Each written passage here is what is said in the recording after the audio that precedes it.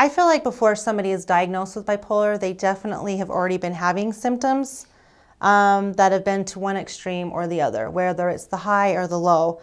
I definitely feel like you've already been showing these symptoms, and finally you're getting checked and you're getting on medication to help you. For me, the biggest thing that helped me, as I said, is education. I went to the library, and honestly, I took down a load of books. I sat on the floor right there in the aisle, and I just read. I wanted to try and learn everything about it. Even though my grandmother and my great-grandma had bipolar, it was a little bit different because now it's me. This is actually happening to me. I'm actually feeling this. I'm actually dealing with this inside of me. So definitely education is huge. Reaching out to others.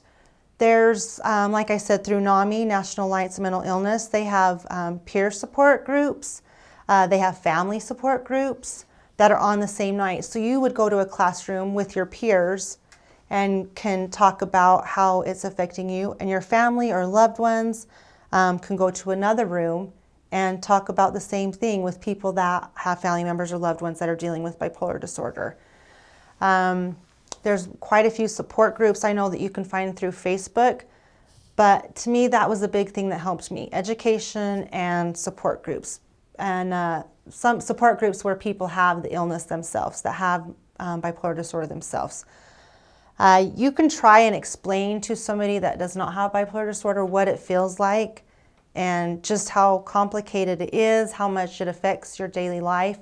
But honestly, if I myself did not have bipolar, I wouldn't grasp just how much this illness, this disorder affects your mind and your life. So definitely getting a support group, educating yourself, looking into NAMI, National Alliance of Mental Illness, for their services that they have. Those would be big things that I would suggest on doing to help you with your new diagnosis of bipolar disorder.